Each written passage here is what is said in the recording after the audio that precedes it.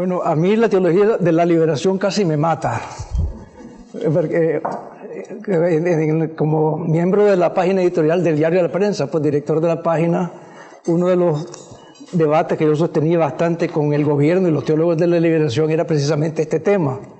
Y eso enojó muchísimo a sectores del gobierno. 2 veces asaltaron mi casa gritando paredón para los reaccionarios y al final me tuve que ir al exilio. Pero después tengo experiencia bastante cercana con la teología de la liberación y francamente me alegra que ya no tiene el peso que tenía en los años 70, cuando se convirtió en una de las influencias más poderosas en América Latina.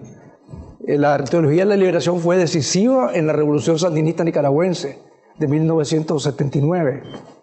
Es difícil de explicarla sin la participación de ese elemento en su gestación y en los años que estuvo en el poder. Igual que tuvo mucha influencia en la insurgencia guerrillera de El Salvador, de Guatemala y de muchos otros países de América Latina. En esencia, y eso lo podemos discutir después, es una teología sumamente violenta.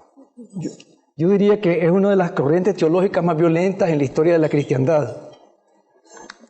Y luego podemos ver el porqué.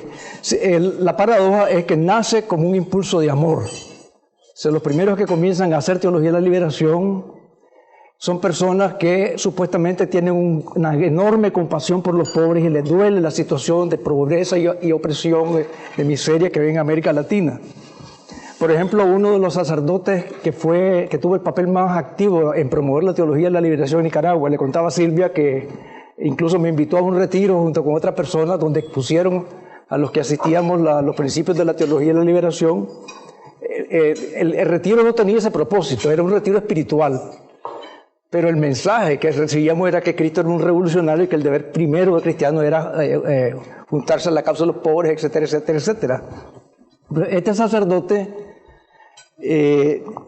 jesuita narra él mismo cómo se inició su camino hacia ser revolucionario. Un día saliendo del seminario en Colombia, creo que fue, o en Quito, se encontró con unos niños pobres hurgando comida en un basurero.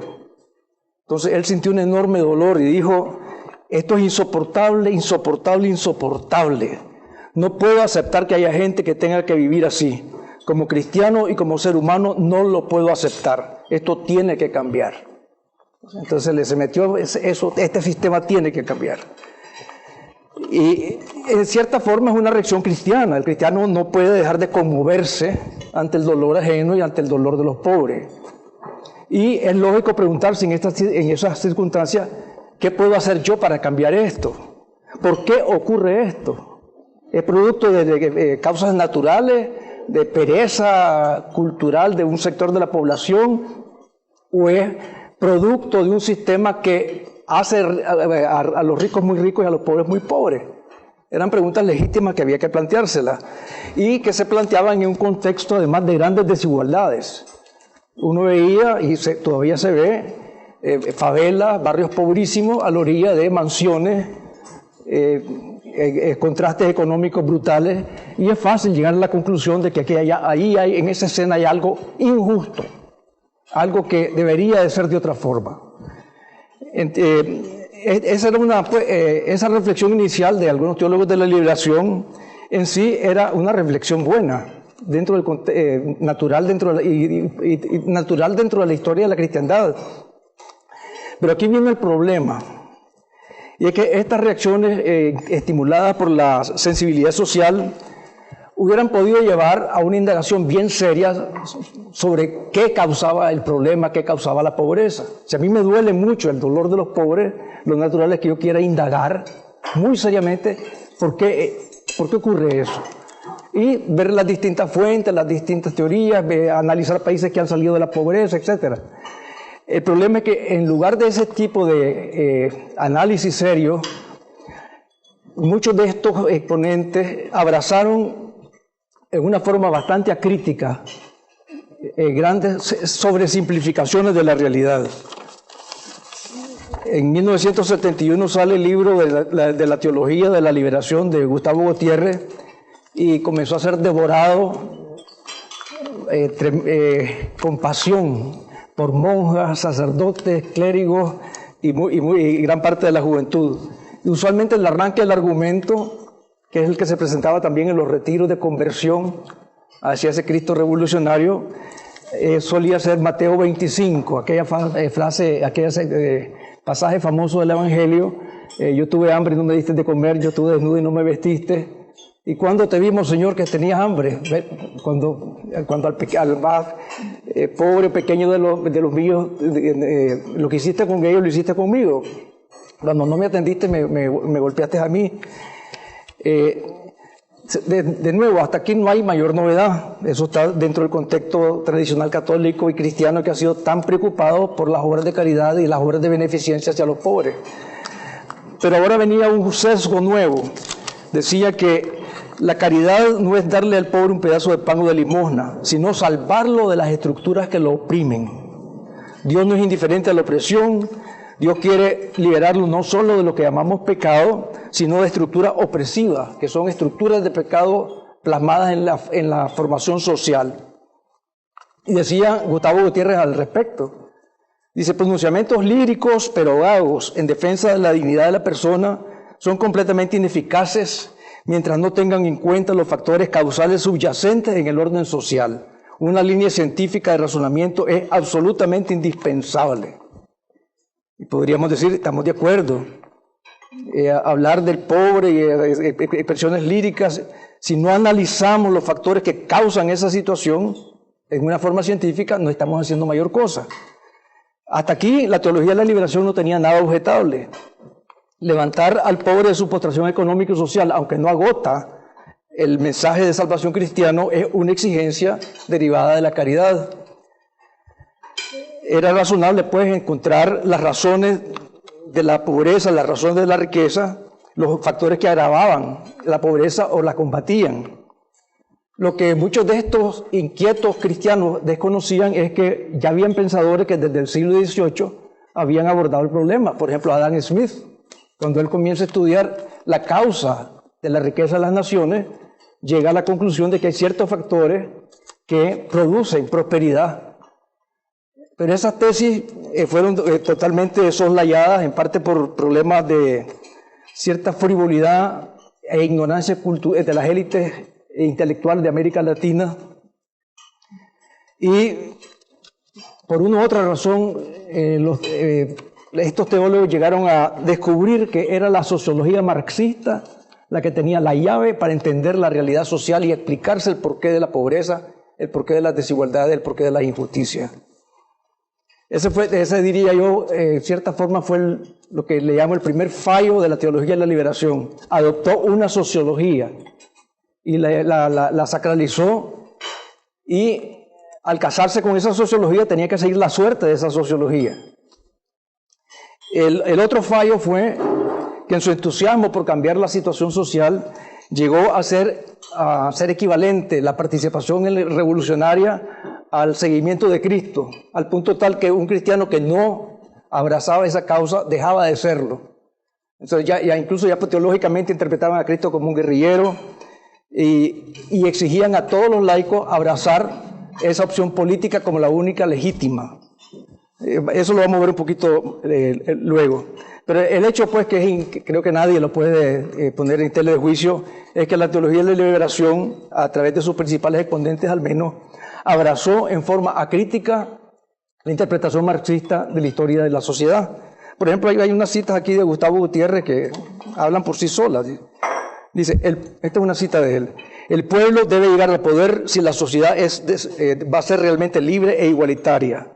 En tal sociedad, la propiedad privada de los medios de producción será eliminada porque permite que unos pocos expropien los frutos del trabajo, genera divisiones de clase en la sociedad y permite que una clase sea explotada por otra. Es por eso que los esfuerzos por proyectar una sociedad nueva en Latinoamérica se mueven más y más hacia el socialismo. Es una tesis nítidamente marxista, la propiedad privada como causa de las desigualdades y de la injusticia. Estos teólogos, pues, comenzaron a creer que Marx había tenido la genialidad de desentrañar las raíces de la opresión. En él no debía de verse al ateo. El ateísmo de Marx era un factor accidental descartable, sino que debía deberse al científico social.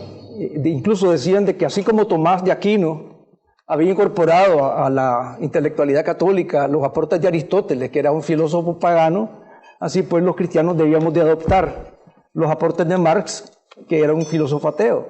Pues lo importante era su instrumental de análisis, que era moralmente neutro o indiferente para el creyente. Esta adopción de Marx, algunos teólogos lo expresaron más abiertamente, otros con mayor sutileza. Usualmente los militantes en la revolución lo hacían abiertamente. Ernesto Cardenal, que es sacerdote, hermano de Fernando, y que luego fue ministro de Cultura en la revolución, él dijo en una ocasión: no se puede ser cristiano sin ser marxista. Los teólogos de la liberación también buscaban fundamentos bíblicos para este enfoque. Uno de los pasajes predilectos era el libro del Éxodo. Dios escucha el clamor de su pueblo. Dios no fue indiferente a la opresión de los israelitas, sino que llegó con su fuerte brazo, los rescató del poder del faraón y los llevó a la tierra prometida. Entonces el llamado cristiano del siglo XX. No ser indiferente al clamor del pueblo y rescatar a los israelitas, al pueblo latinoamericano, de las garras de los faraones que ahora eran el capitalismo y el imperialismo americano. Y había una instancia de sociedad que ya había llegado a la tierra prometida en América Latina, que era Cuba.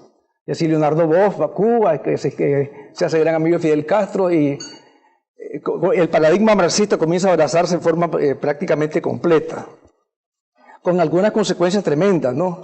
Una consecuencia de toda esta visión era que el compromiso político era inevitable.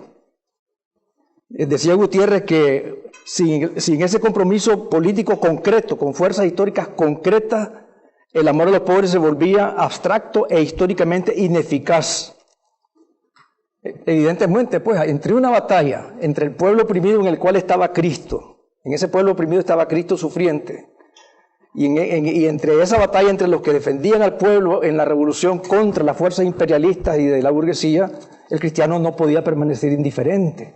No cabía neutralidad posible. Si uno le daba la espalda a los que luchaban por rescatar al pueblo, a Cristo, de la opresión, le estaba dando la espalda a Cristo. No ser revolucionario era traicionar a Dios. En Nicaragua se creó a raíz de este fenómeno un movimiento que se llamaba el Movimiento de los Cristianos Revolucionarios,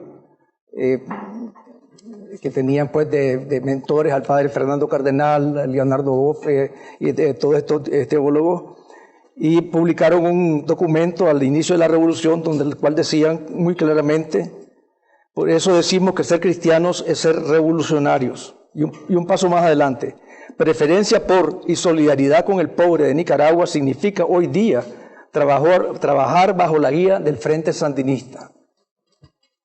Entonces la lógica va procediendo por etapas. Primero amor al pobre, a Cristo que está en el pobre. Luego lucha revolucionaria contra la injusticia que crean esa pobreza, con la cual hay que identificarse. Luego un compromiso político, una fuerza política concreta, en el caso de Nicaragua, el Frente Sandinista, que está luchando por esos ideales. Y si seguimos la lógica, esas últimas consecuencias, si el Frente Sandinista representa al pueblo, hay que estar con el Frente Sandinista. Si el Frente Sandinista está representado por un líder, también hay que someterse a ese líder, porque ese líder representa al pueblo. O sea, hasta llegar en este derrotero a una especie de idolatría, en donde se exigía una lealtad y una admiración y un apoyo al líder bajo pena de pecado si uno no lo hacía, ¿no? Incluso este exaltar de la revolución como una especie de Mesías que liberaba al pueblo de la opresión llevó a considerar desde la perspectiva de estos cristianos a los sandinistas o a los revolucionarios como héroes más cristianos que ellos mismos, porque habían arriesgado su vida por la liberación del pobre. Y esto lo dijo expresamente un sacerdote jesuita, Amando López. Él fue profesor mío de álgebra en secundaria. Luego lo asesinaron en El Salvador cuando mataron a los 7 jesuitas. Él se vino desde El Salvador para Nicaragua. En 1979 se organizó en la UCA, la Universidad Católica de Nicaragua, un simposio donde el tema de agenda era ¿qué espera el Frente Sandinista de los cristianos y qué esperan los cristianos del Frente Sandinista? En su intervención, Amando López, el rector de la universidad, dijo lo siguiente: si yo tuviera que poner en términos concretos lo que los cristianos esperaríamos del Frente Sandinista, yo diría, y no como expresión literaria, que lo que los cristianos esperamos del Frente Sandinista es que nos hagan cristianos.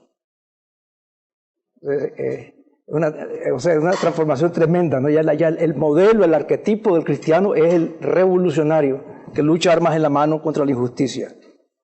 Entonces, no apoyar al Frente Sandinista se convertía en darle la espalda a Dios. Y aquí vemos ese elemento de violencia que les decía, ¿no? ¿Por qué ha sido históricamente el marxismo tan violento? Por su filosofía maniquea. El mundo está dividido entre los opresores y los oprimidos. Y también por su mesianismo. Los oprimidos se organizan para luchar contra los opresores, y derrotando a los opresores se va a abrir la posibilidad de crear la utopía sobre la tierra, la sociedad sin injusticia. Por tanto, quienes se oponen a eso son burgueses, imperialistas, enemigos del pueblo, y son enemigos de la liberación, de la entrada al cielo de las masas de la tierra. Entonces solo merece desprecio y rechazo o la aniquilación. La teología de la liberación le echó más sal a la herida, porque lo que viene a decir es que esos enemigos de la revolución no solamente son burgueses imperialistas, son enemigos de Dios. Y soporta esta tesis teológicamente. Y les decía, la hostilidad que uno respiraba era casi una experiencia espiritual. Hasta uno podía creer, hasta el más escéptico tal vez podía a veces creer en la presencia del demonio. Eso yo lo vi en carne propia, en ciertos debates, la hostilidad con que lo veían a uno. Las veces que nos tiraron piedras y esas cosas, pues, era algo como difícil, como algo surrealista, muy, muy violento. Pero bueno, ustedes ya saben lo que ocurrió. Ya todo lo que hablé en gran parte es historia. Ya sabemos lo que pasó después. Cayó el muro de Berlín, se derrumbó el socialismo, sobreviviendo solamente en lugares muy exóticos como Corea del Norte, Cuba y en cierta forma Venezuela, países que hoy dan lástima. Por otro lado, la revolución sandinista empobreció al pobre. El ingreso per cápita en Nicaragua se redujo probablemente a una tercera parte de lo que era en tiempos de Somoza antes de la revolución. Y no solo eso, sino que al perder las elecciones, la revolución en 1990, los guerrilleros heroicos se convirtieron en millonarios al apropiarse de una enorme cantidad de bienes confiscados. Y eso creó un enorme escándalo. El mismo Ernesto Cardenal se desilusionó y escribió un libro llamado La Revolución Perdida. Entonces, todos estos fenómenos tremendos pues causaron un derrumbe y un desprestigio no solamente del marxismo y del socialismo, sino también de la misma teología de la liberación. De estos incidentes, de estos eventos para acá, los teólogos de la liberación, que eran tan vocales y militantes, prácticamente han desaparecido de la opinión pública nicaragüense. No se les oye, no se sabe dónde están, no escriben, no publican. Monseñor Aguiar, que es presidente del CELAN, dijo hace un par de años en Roma, una expresión que yo creo que es bastante cercana a lo que está ocurriendo. Es decir, la teología de la liberación está muy anciana, si no es que ya está muerta. Ante esta situación, muchos de los exponentes todavía no se resignan al derrumbe de este modelo, pero sí han reconocido que hay que replantearse las cosas. Pablo Richard, por ejemplo, que es uno de los teólogos de la liberación que estuvo varias veces en Nicaragua y que de los más radicales, reconoció en una publicación de que decía: todos estos cambios profundos y estructurales en el sistema de dominación desafían teórica y prácticamente a la teología de la liberación. Se hace necesario elaborar nuevos conceptos para entender mejor la nueva realidad histórica y su posible transformación. La teología de la liberación debe retomar crítica y creativamente el diálogo con las ciencias sociales. Ojalá tomaran en serio las ciencias sociales. El problema es que muchos de ellos todavía adoptan un lenguaje, aunque más moderado, en que insiste en ver al mundo y a muchos sectores sociales como víctimas de poderes tenebrosos que todavía están ahí. Y sigue el discurso del capitalismo salvaje, del imperialismo, y suelen tener una visión del mundo bastante, pudiéramos decir, pesimista, una visión que ve por doquier explotación y miseria. No tienen respuesta sobre cómo hacerle frente a esta situación, pero sí tienen muchas denuncias de la explotación y la miseria, la cual ellos maximizan. Este mismo Pablo Richard decía al final de su artículo: ya no somos ni siquiera el tercer mundo, sino el último mundo, el no mundo, el mundo maldito de los excluidos y condenados a muerte.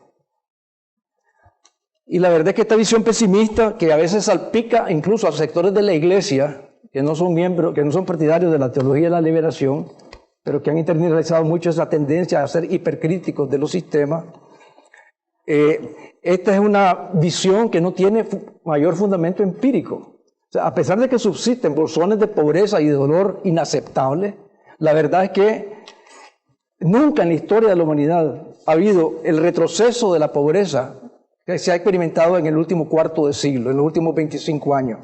Incluso en estimados del Banco Mundial, las personas, el porcentaje de gente que vive en situación de pobreza extrema era en 1900, el año pasado, el 10%.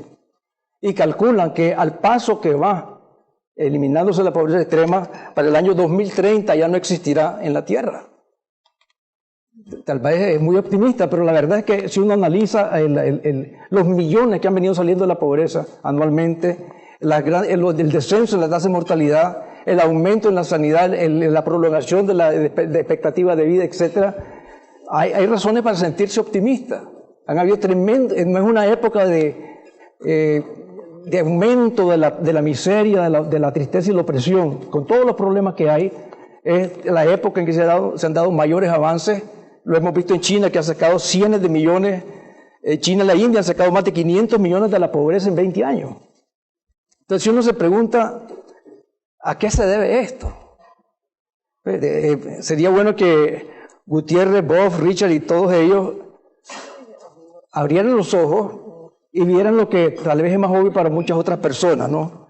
Que es precisamente el sistema de libertad de empresa que tanto denigraron, el respeto al mercado, en otras palabras, los mismos ingredientes que Adam Smith dio hace más de 200 años, lo que en gran parte explican es por qué la pobreza retrocedió tremendamente en China, en la India y está retrocediendo en otros países.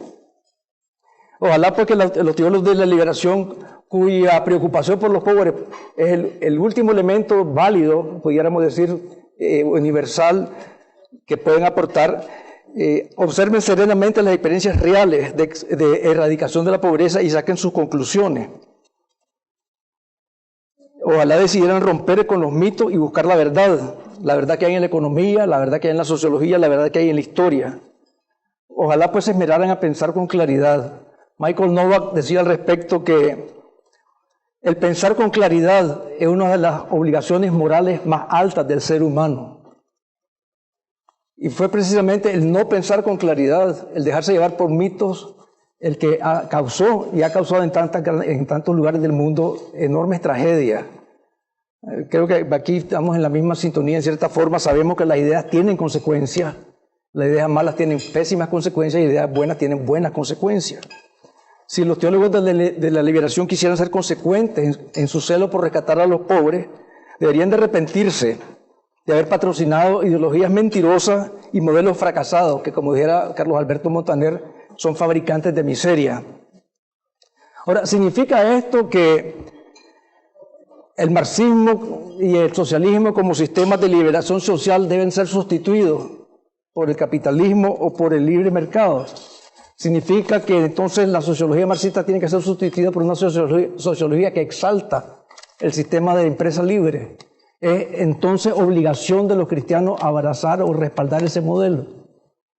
Y ahí quisiera pues algunas palabras de cautela. Ahí entramos en un tema bien difícil.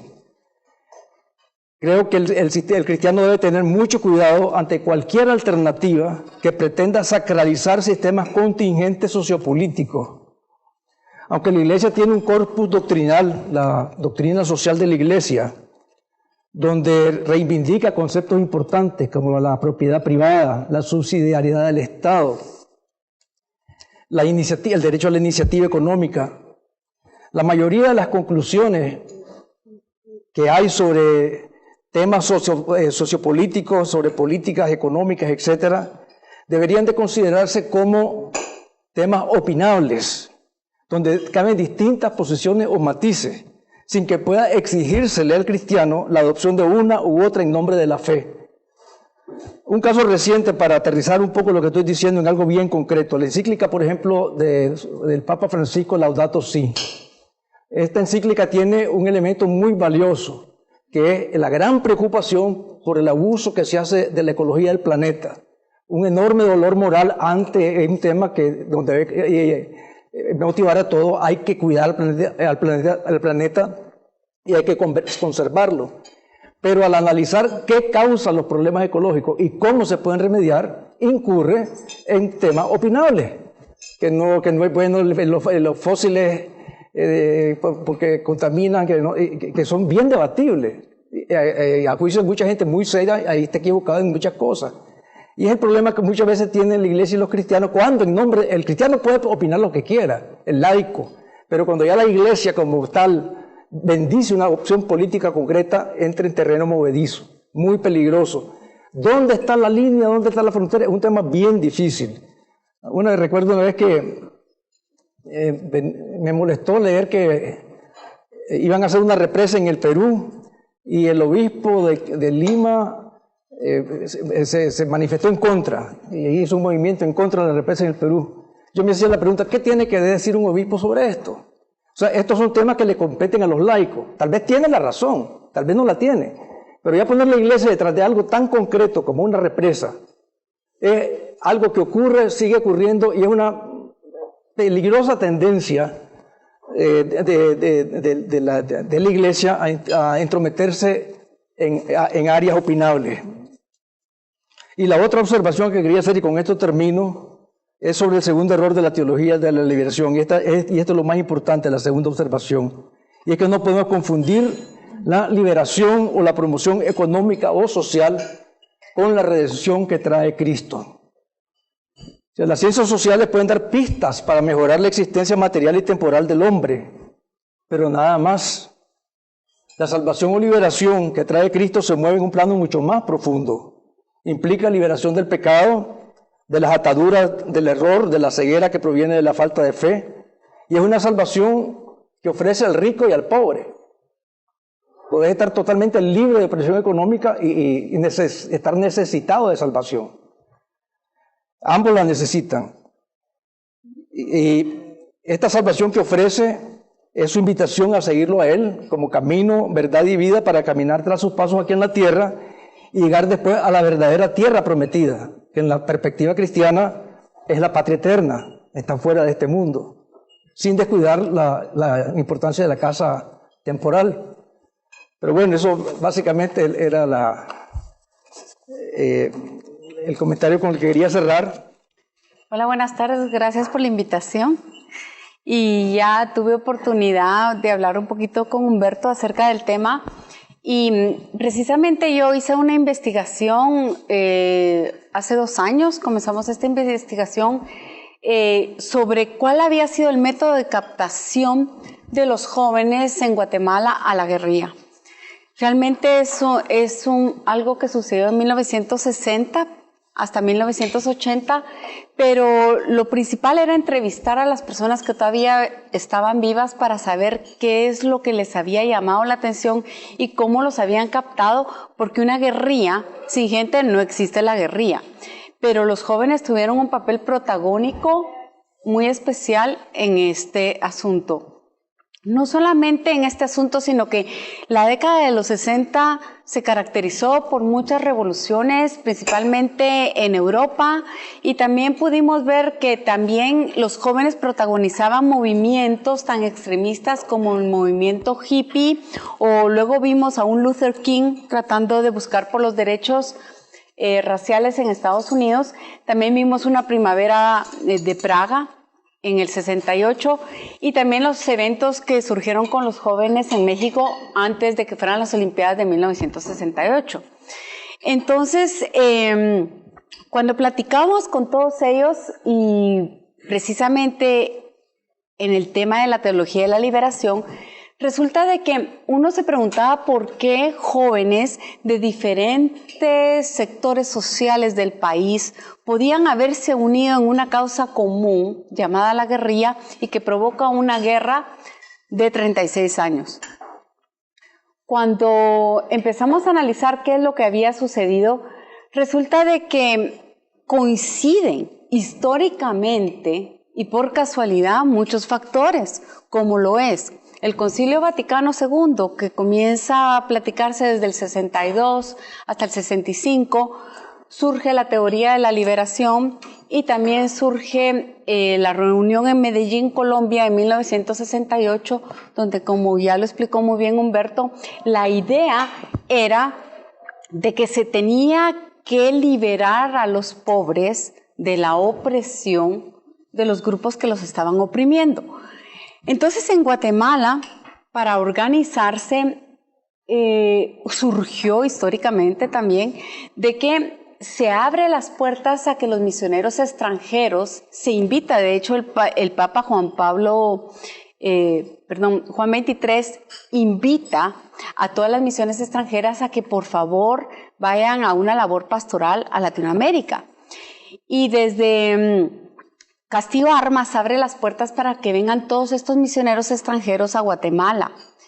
Y más que todo se van al área rural. Cuando los comienzan a organizar, alfabetizar y culturizar y cristianizar hasta cierto punto en la doctrina de la Iglesia, surge en colegios privados como Montemaría, que es la Orden Merinol, como los jesuitas, que es el Liceo Javier, como el Colegio La Salle, surge en ellos una manera de ver y ayudar con la teología de la liberación al oprimido.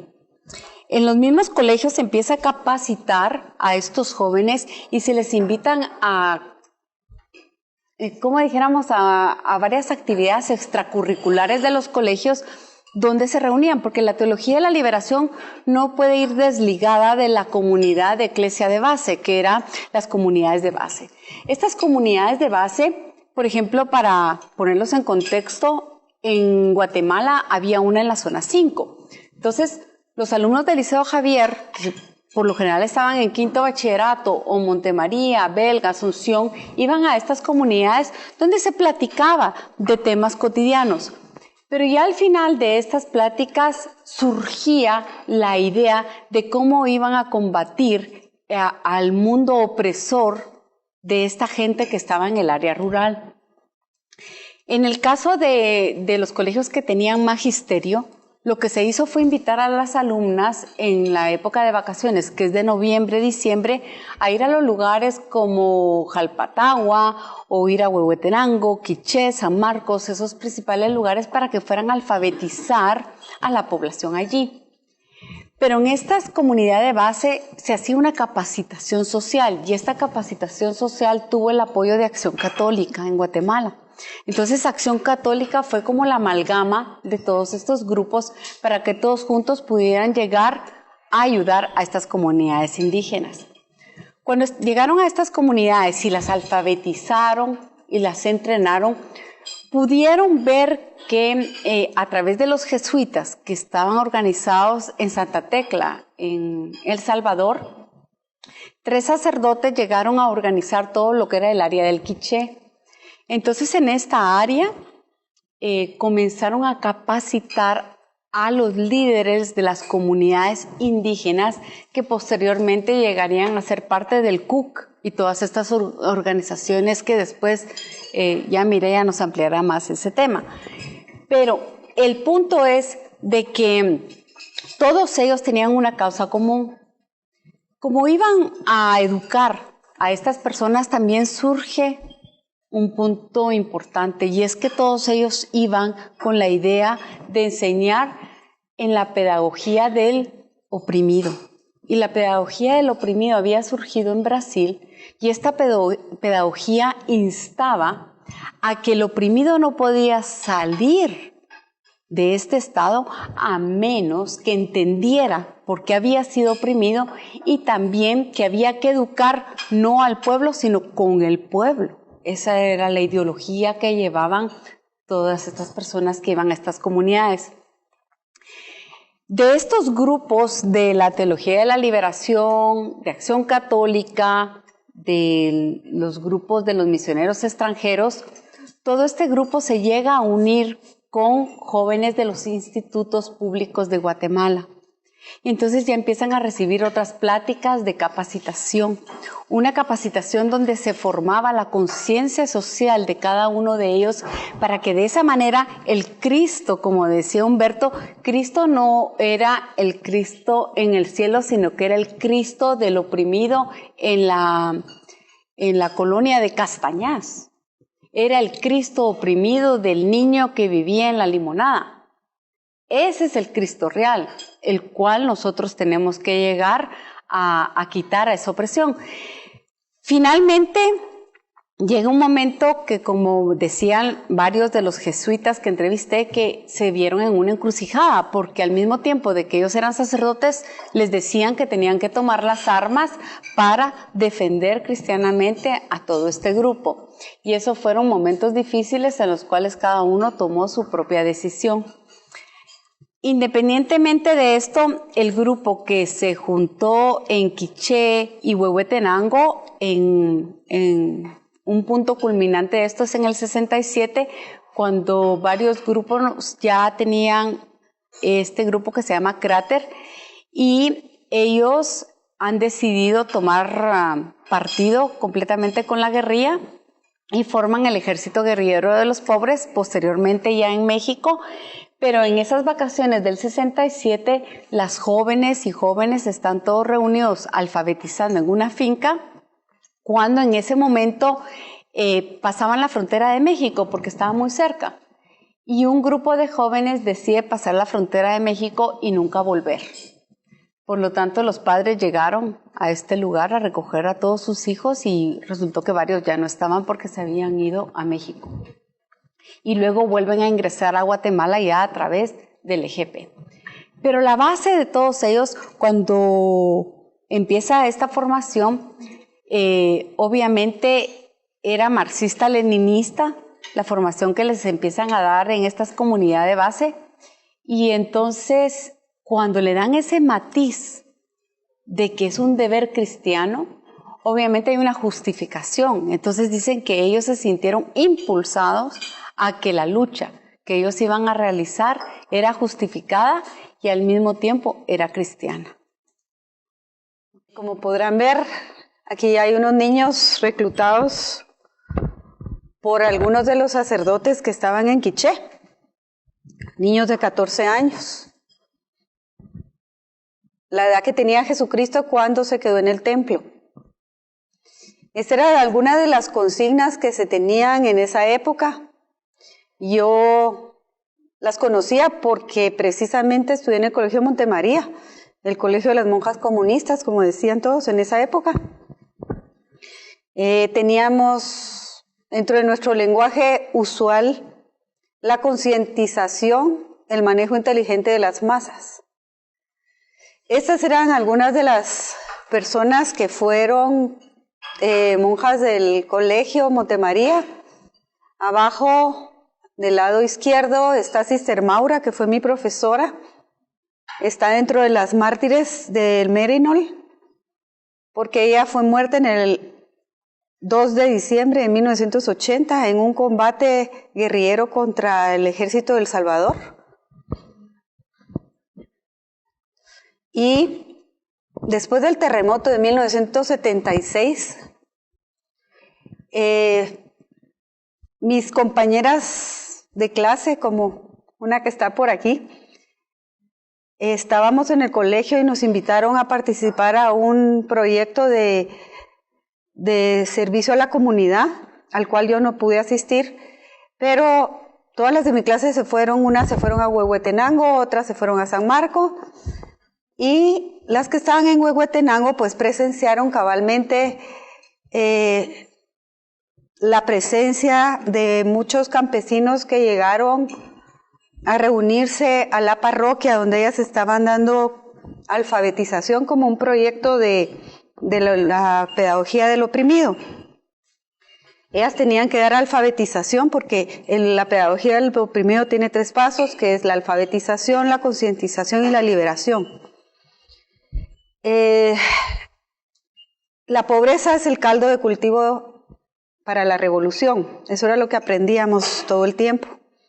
Y pues obviamente estábamos en áreas de pobreza, estaban mis compañeras en área de pobreza, y como el padre de la parroquia no quería que ellas estuvieran presentes en ese momento, las mandó a México con el padre Andrés Girón para que se fueran en ese día que iban a llegar los campesinos. Según esta compañera nuestra que nos cuenta que se fue a Huehuetenango, ese día fue el día que se reunieron ahí para llegar luego a reunirse a Chichicastenango para la fundación del CUC. Ahí en esa foto que ven, en una está una de las avionetas que fueron donadas para a los sacerdotes del Comité Católico contra el Hambre. Es el cura religioso del Merinol, Donald McKenna, y está el sacerdote Luis Gurriarán, que era párroco de Santa María Tzeja. Abajo pueden ver, es una foto de 2 religiosas del Merinol también que se unieron a una de las protestas del CUC, del Comité de Unidad Campesina. Uno de los fundadores fue el jesuita Fernando Hoyos. Fernando Hoyos era un sacerdote español que vino en el 72 y que luego se unió al EGP. Él tenía una radio que se llamaba la Radio Diocesana, junto con 2 personas que también en ese momento lo ayudaban para transmitir el mensaje de concientización. Y el ejército quería atraparlos de alguna manera hasta que lo logró atrapar a Emeterio Toj Medrano, que era uno de sus socios, y logró que los denunciara junto con el otro que estaba con él, que era Pellecer Faena. Pellecer Faena era, ¿verdad? Era el otro guerrillero, sacerdote también, Luis Pellecer. Fernando Hoyos, sacerdote jesuita, logró escapar y se fue a México. Pero ellos fueron los que fueron atrapados en ese momento, fueron los que denunciaron que ellos habían sido los fundadores del CUC, del Comité de Unión Campesina. ¿Qué pasaba con el Comité de Unión Campesina? El comité era el brazo campesino del ejército guerrillero de los pobres. Ellos querían formar un brazo de guerra, pero que fuera representado no por los señoritos estudiantes que eran el EGP, ni por los sacerdotes extranjeros, porque entonces era mal visto internacionalmente. Tenían que tener gente del campo y que se viera gente pobre, porque si no, no era representativo de lo que ellos estaban diciendo. Y como ellos eran y representaban la teología de la liberación, que eran los que defendían a los pobres, tenían que poner a los pobres en primera plana. Además, ellos eran los tontos útiles, los que se tenían que ir primero en cualquier batalla que fueran contra el gobierno. Entonces ahí tienen ustedes a los ideólogos, se puede decir, de este movimiento campesino, que levantaron realmente de su adormitamiento a los campesinos, pero realmente no fueron campesinos los primeros que se unieron al CUC, sino que eran sindicalistas del área del interior, que ya no tenían apoyo con los otros sindicalistas que eran americanos, porque los sindicalistas gringos estaban más organizados con el imperialismo y no les convenía. Ellos querían un brazo más izquierdista, más ruso. Entonces, ahí tienen en esta foto a varios de los jesuitas como Fernando Hoyos. Tienen también a Javier Gurriarán, que no era jesuita. También tienen al jefe del EGP, que se llama Gustavo Meoño Brenner, que se llamaba Comandante Manolo. Fernando Hoyos después le llamaron Comandante Carlos. Y a varias de las mujeres que estaban ahí también tenemos entre ellas algunas de las participantes del EGP también. Y entre todos ellos organizaron entonces el testimonio cristiano del campesinado.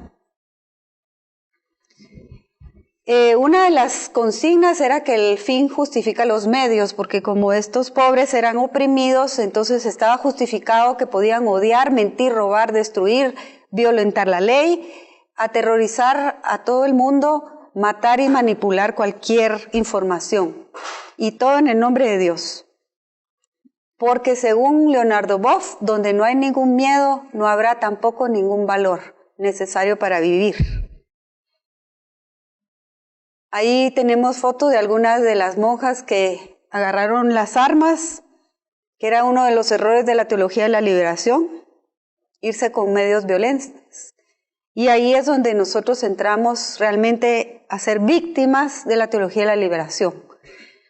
Los jesuitas en 1980, el 17 o 16 de enero de 1980, ya organizados, lanzan un pronunciamiento en el diario El Gráfico, levantando al pueblo de Guatemala, pero más bien levantando al campesinado, que se unan, que ya los ricos y los poderosos han abusado de ellos durante mucho tiempo y que realmente ya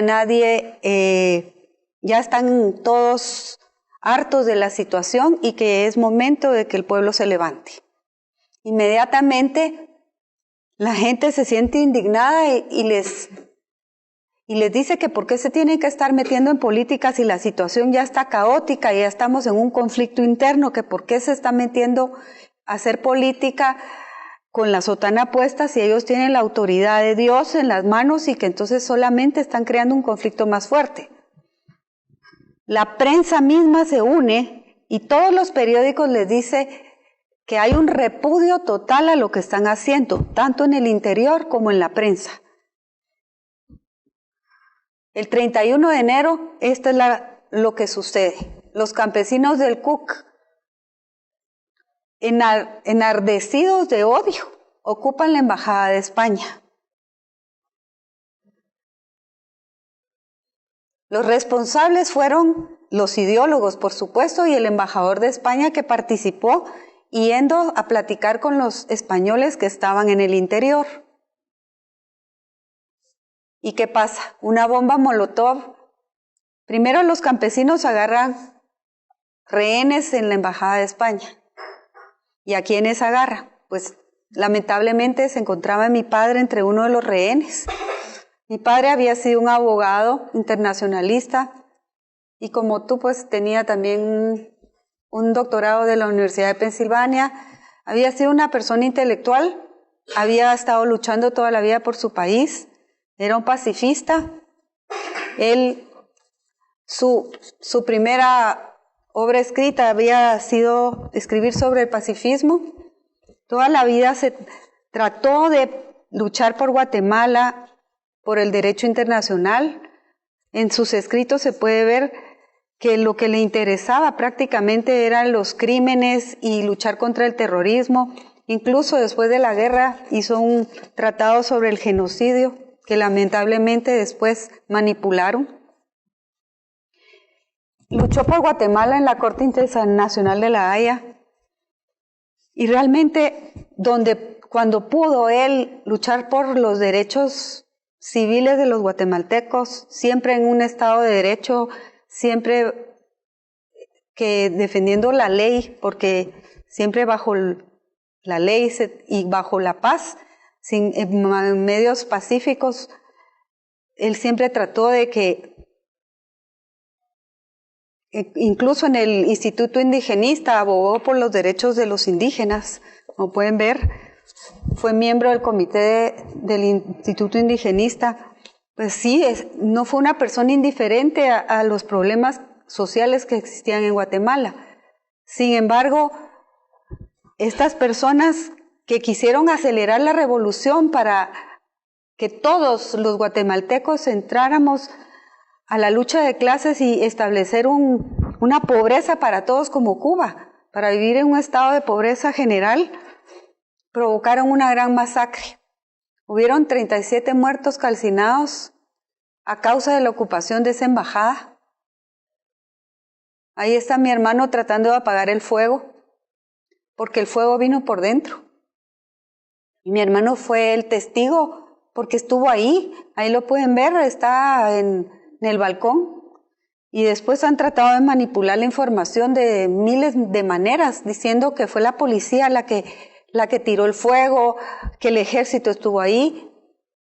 Nosotros somos testigos de que no fue así, de que fueron ellos los que mataron a los rehenes y luego se autoinmolaron, provocando tragedia y muerte. ¿Y todo por qué? Por acelerar la revolución, por los principios de la teología de la liberación que iba a liberar a los pobres, o porque la teología de la liberación nos quiere pobres a todos. Fue difícil inclusive identificar a los cadáveres, los campesinos, como les digo, los tontos útiles que se murieron ahí, porque ninguno de los que fueron los ideólogos de esta ocupación murió ahí. Esta es mi familia, que quedó destruida y fue víctima de la teología de la liberación. Nunca más pudimos sonreír igual. Para que la opinión pública juzgue. Este es el plan de la subida. No creemos que unos simples campesinos hayan podido idear este plan. Fue una masacre. Y luego en la costa sur siguieron habiendo atrocidades y atacando a los empresarios y organizando tensiones y organizando grandes masacres y organizando actos criminales. Y luego en El Salvador, miren lo que dice, masiva toma de templos católicos. 300 iglesias fueron ocupadas ayer por grupos izquierdistas. Yo no quiero que esto siga sucediendo en nuestro país. Y esto pasaba en esa época. ¿Y quién dice que no va a seguir pasando? Este señor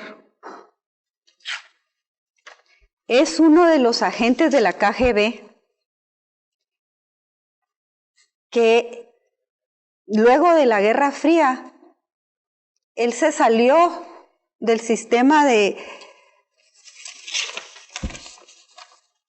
Él era un espía checo que decidió desertar. Y él denunció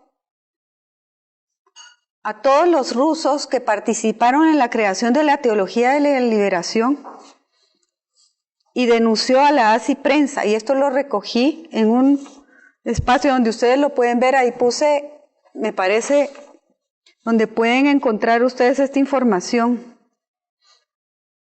Él dice: el nacimiento de la teología de la liberación era el intento de un programa del Partido de Estado ruso, aprobado por el presidente de la KGB, Alexander Shelepin, y por el miembro del político Alexei Krishenko, quien coordinó las políticas internacionales del Partido Comunista. Este programa demandaba que la KGB tomara control secretamente del Consejo Mundial de Iglesias, para que convirtiera la teología de la liberación en una herramienta revolucionaria para Sudamérica. ¿Por qué? porque realmente lo que le interesaba era que Khrushchev tomara Latinoamérica y la liberara como parte de un sistema soviético y la liberara del sistema estadounidense. Era parte de la Guerra Fría. O sea que nosotros éramos manipulados en esa época por la religión como una parte del sistema ruso. No me parece raro, porque ustedes saben que el mismo Papa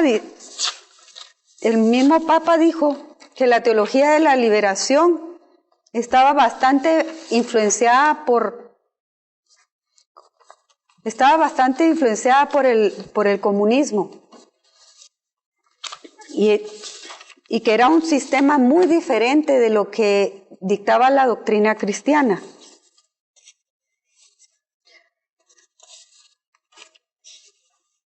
Aquí se los voy a leer. Lo que ha dicho el Papa Juan Pablo II y el cardenal Joseph Ratzinger, luego Benedicto XVI, cuando emitió 2 instrucciones en la Libertatis Nuntius de 1984, condenaba la orientación marxista de la teología de la liberación y la Libertatis Consciencia de 1986. Dijo el cardenal: en esta parte de la historia, la ideología del comunismo soviético presionó mucho a la teología de la liberación. O sea que esta noticia no me extraña. Hay mucho distanciamiento de la teología de la liberación de la ortodoxia. ¿Y qué pasó con Ratzinger? Le dieron un golpe de Estado y lo tienen preso en el Vaticano y sube un papa como Francisco. ¿Qué pasa hoy en día? Según los datos de la CEPAL, Latinoamérica se encontraba en los años de 1960 a 1980 en extrema pobreza, pero no es cierto. Si ustedes logran ver esos datos de 1960 a 1980, Latinoamérica se encontraba en un continuo crecimiento. A partir de la teología de la liberación de 1980 hacia acá, donde los teólogos de la liberación están en nuestros gobiernos, hay un decrecimiento económico del PIB, tanto en el continente de Latinoamérica como en el continente del África. 2 continentes completamente católicos. Sin embargo, en el continente asiático, el PIB va en un incremento continuo, porque Asia no es católica. Y siguen adelante. En el 2013 fue el 33 Congreso de Teología y se llamó la Teología de la Liberación hoy. Pero ha cambiado. El nuevo color y se quitan la máscara. Los teólogos de liberación se llaman ahora ecoteólogos. Y el mismo Leonardo Boff es ahora promotor radical de la ecoteología. El mismo Papa Francisco habla de la ecoteología, como nos dice Silvia. Ahora las diosas de los mayas, las diosas de los aztecas están siendo la nueva Virgen María. Y el Popol Vuh es la Biblia. Se hacen todas las similitudes del Popol Vuh hacia lo que hoy en día tenemos que venerar como parte de las culturas indígenas. Indígenas somos todos, porque somos parte de nuestra nación, todos somos guatemaltecos indígenas. La nueva doctrina del 2015. Gustavo Gutiérrez publica en el 2015 su libro La Nueva Teología de la Liberación, que se llama Del lado de los pobres, Teología de la Liberación. Gustavo Gutiérrez, en el cual el prólogo lo escribe el Papa Francisco. Y si ustedes miran, en el decálogo de los 10 principios de la propaganda, se repite en el discurso de este libro ese decálogo que les escribo ahí. En el libro se repite constantemente que la Iglesia y los teólogos de la liberación no desean la guerra. Esa es parte de cualquier propaganda política, religiosa, de cualquier tipo de manipulación. El hombre poderoso es abusador y por eso tiene la culpa de la pobreza. El poderoso es moralmente condenable, es un enemigo. Siempre está buscando enemigos fuera.